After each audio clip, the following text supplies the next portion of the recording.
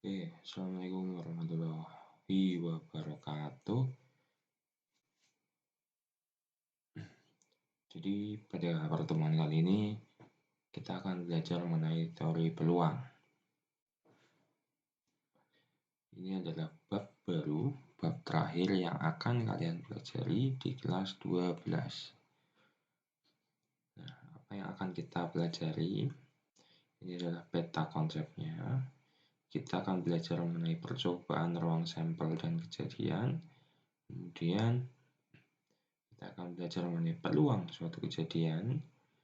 Lalu kita belajar mengenai frekuensi harapan. Dan yang terakhir kita belajar mengenai peluang kejadian majemuk. Oke, ini adalah kompetensi dasar. Ya, lanjut ya. Nah, kita mulai dari pengertian percobaan, ruang sampel, dan kejadian. Percobaan adalah suatu proses dengan hasil ya, yang bergantung pada kesempatan. Suatu proses dengan hasil bergantung pada kesempatan. Oke, kemudian ruang sampel adalah himpunan dari semua hasil yang mungkin dari semua percobaan ya. Jadi himpunan dari semua hasil, himpunan dari seluruh kejadian ya. Kemudian kejadian atau elemen adalah himpunan bagian dari ruang sampel. Oke, kita langsung ke contoh. Alul tengah merenung. Ia akan melempar sebuah koin. Dapat kita pastikan bahwa hasil dari pelemparan koin adalah gambar atau angka. Ya enggak? Jadi kalau tidak gambar, ya angka. Nah, ruang sampel dari percobaan tersebut adalah A dan G. Ya. Jadi ruang sampel ini bisa juga disebut himpunan semesta, ya, himpunan seluruh pembicaraan.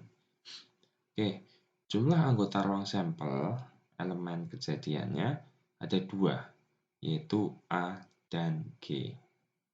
Oke, lanjut ya.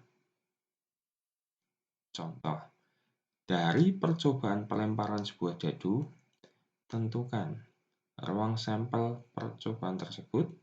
Kejadian A, yaitu sisi dadu bermata ganjil. Kejadian B, yaitu sisi dadu bermata habis dibagi 3. Oke, yang A dulu, ruang sampel percobaan tersebut. Oke, mata dadu kan ada 6. 1, 2, 3, 4, 5, 6. Maka ruang sampelnya ya sama, yaitu 1, 2, 3, 4, 5, 6. Oke. Kemudian NS atau banyaknya ya, elemen atau kejadian yaitu ada 6. Oke. Kita lanjut. Kejadian A yaitu sisi dadu bermata ganjil. Oke, dadu bermata ganjil berarti 1, 3, 5. Nah, kemudian banyaknya kejadian A atau NA ada 3. Kemudian yang C, kejadian B yaitu sisi dadu bermata habis dibagi 3. Berarti 3 dan 6. Ya. Kemudian banyaknya B, kejadian B yaitu ada 2. Oke, lanjut ya.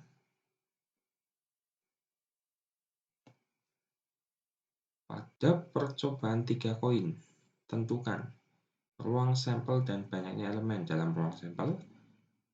B, kejadian A yaitu muncul paling sedikit 2 angka. Oke, kita coba. Misal ruang sampel S, maka bisa kita tuliskan angka ya.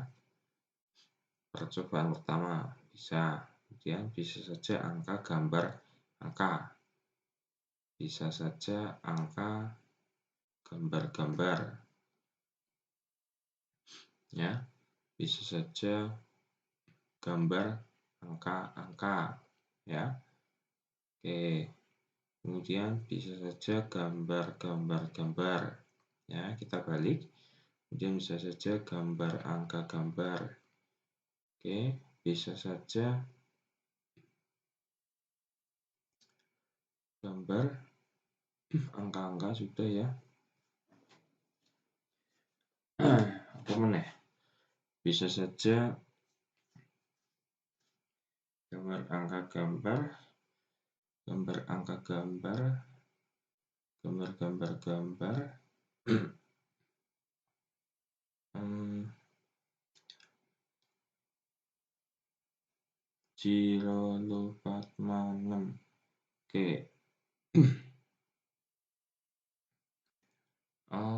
Angka gambar-gambar, gambar-gambar angka sudah belum? Belum, ya. Gambar-gambar angka, ya. Oke, kemudian gambar angka gambar, angka, angka, gambar. Belum, ya. Angka, gambar. Belum, ya. Oke. Kemudian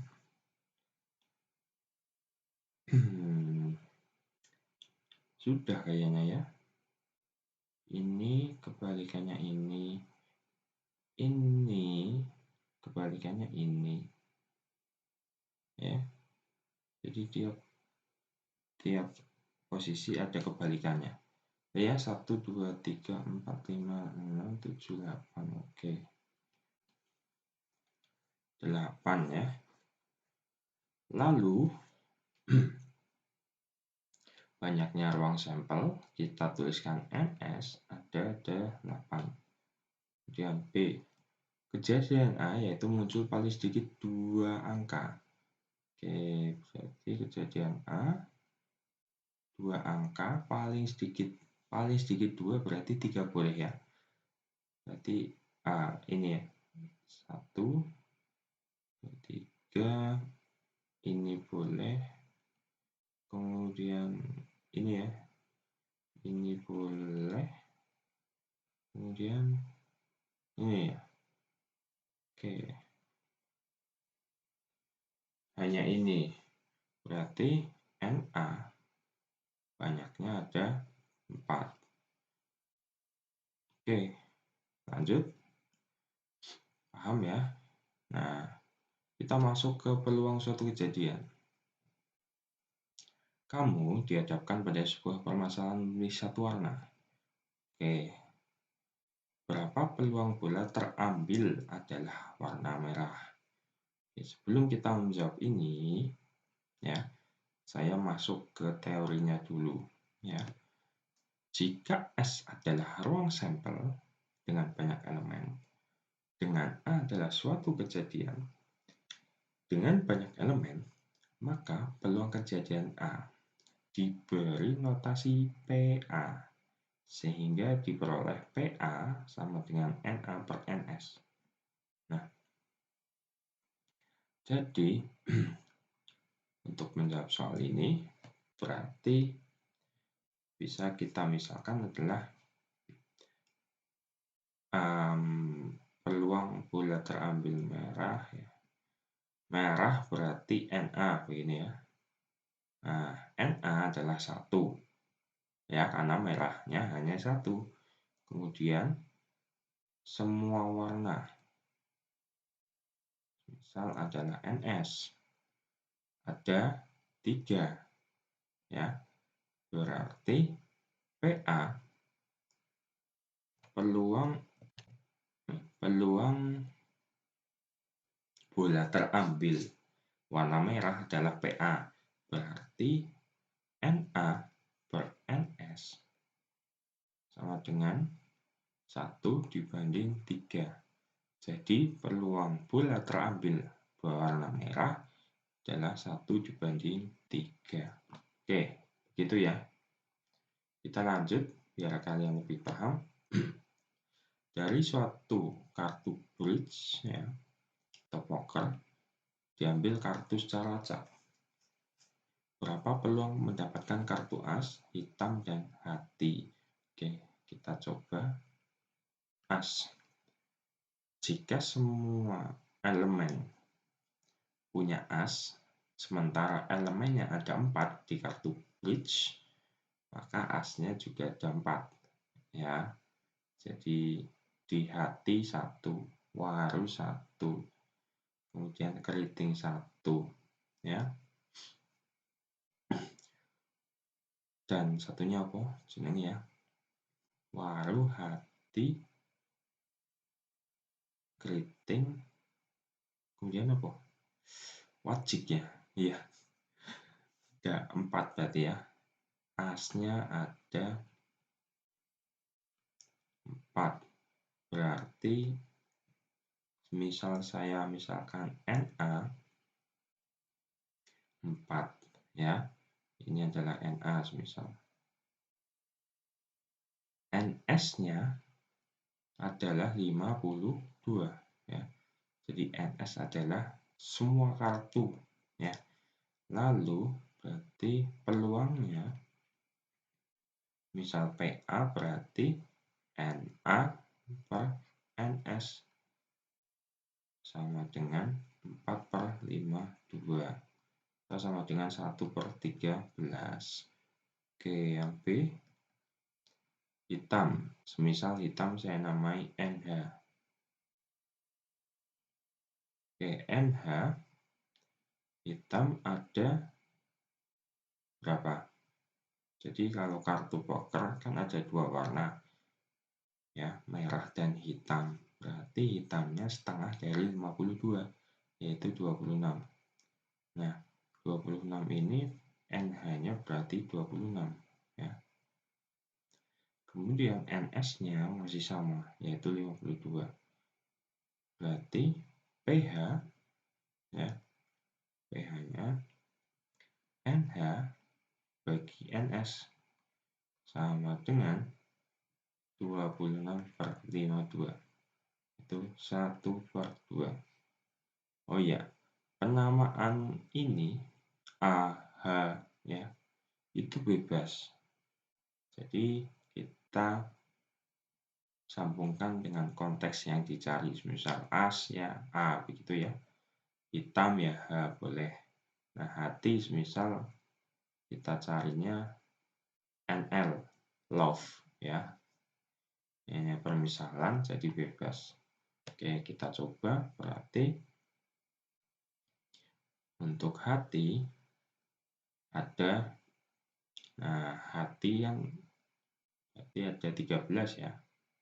52 dibagi 4. Oke, kemudian NL 13, NS 52.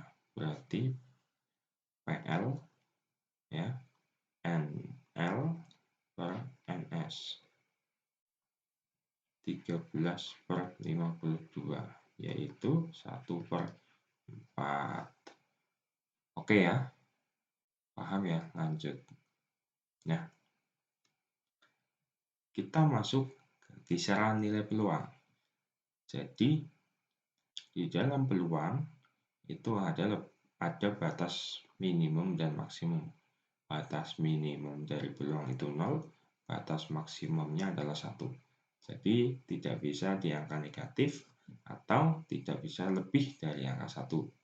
Oke, nilai PA sama dengan 0 adalah kejadian mustahil. Kejadian ini tidak mungkin terjadi. Nilai PA sama dengan 1 adalah kejadian pasti, tidak perlu diperdebatkan. Contoh yang 0 dulu. Ya. Kejadian mustahil monyet bertelur semisal. Nah, kenapa mustahil? Iya, karena monyet melahirkan, bukan bertelur. Oke. Kemudian PA sama dengan 1. makhluk hidup. Semua mati, gitu ya. Semua akan mati. Oke. Kejadian pasti, tidak bisa diperdebatkan. Oke ya, lanjut.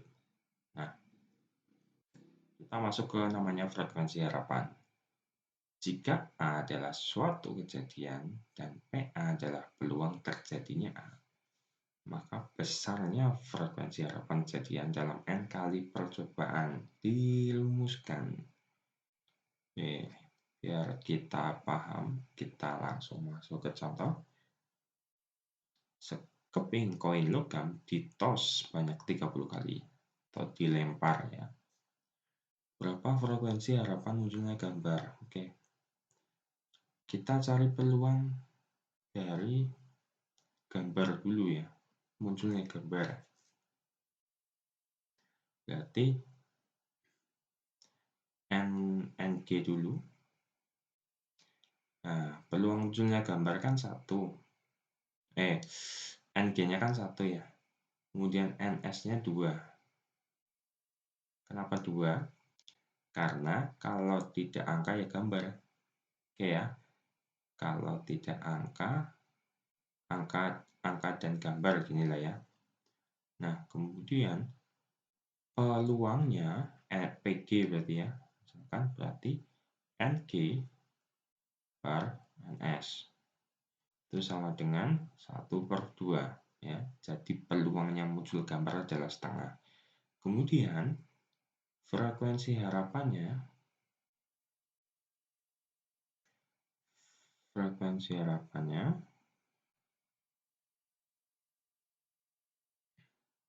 berarti sama dengan PA kali N, atau di sini berarti PG dikali N. PG-nya adalah setengah, N-nya banyaknya percobaan adalah 30. Ya, berarti setengah kali 30 adalah 15. Jadi frekuensi harapan dari soal ini adalah 15.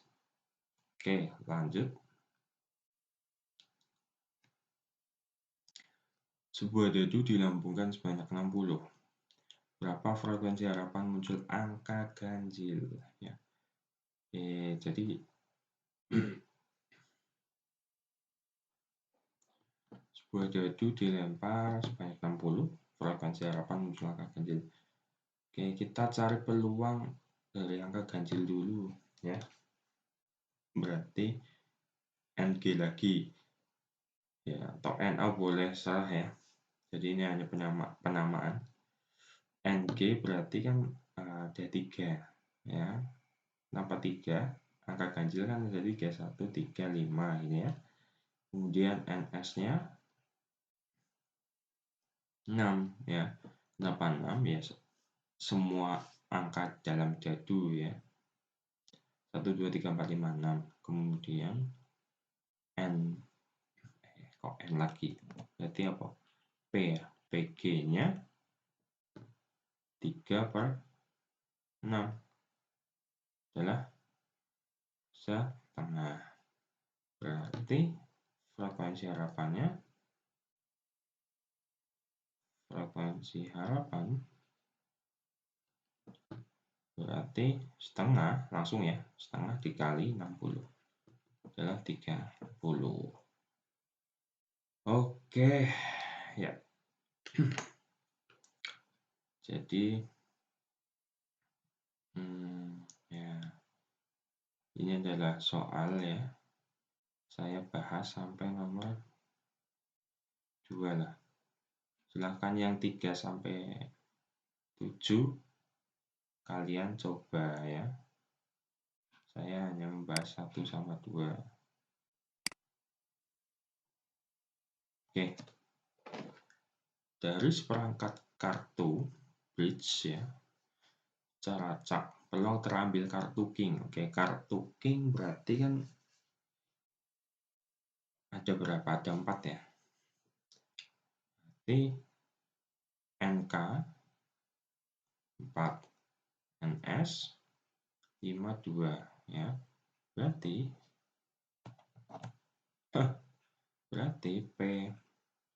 PK ya. PK-nya 4/52. Ini 52 ya. Atau 1/13. Oke, gampang ya. So easy. Lanjut, 2 buah dadu dilempar. 2 buah dadu dilempar undi secara bersama sebanyak 1 kali. Peluang kejadian muncul jumlah mata dadu 9. Oke, kita lihat. Kita harus pakai bantuan tabel ya. Jumlah mata dadu 9. Ya, saya sudah siapkan tabel. Jumlah mata dadu 9 berarti kita lihat ini. 6 sama 3 ya. 5, 4, 4, 5, 3, 6. 6, 4 udah 10 ya. Oke, yang atasnya ini baru 8 ya. 6, 2, 8. 5 tambah 3, 8. Jadi hanya 6 tambah 3. 5 tambah 4, 4 tambah 5, 3 tambah 6. Berarti ada 4. Oke, kita balik. Mata dadu 9. Misal saya NS ya. 9. Ada 4. Kemudian NS semesta ya. Nah, yang lain. NA lah ya, biar umum. NA-nya 9 ini. NA-nya 4. NS-nya ya. NS-nya berarti keseluruhan ada berapa ini? Sini sampai sini ada 36. Ya. 36. Ya, jadi kalau 2 mata dadu, 2 buah dadu berarti 6/2 yaitu 36 ya. Jadi PA-nya itu sama dengan 4/36. 1/9. Oke. 2 contoh cukup ya. Silahkan kalian coba. 3, 4, 5, 6, dan 7. Oke, tetap semangat ya.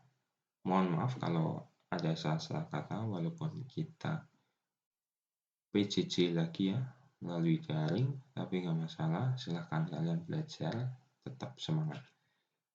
Oke, akhir kata, Assalamualaikum warahmatullahi wabarakatuh.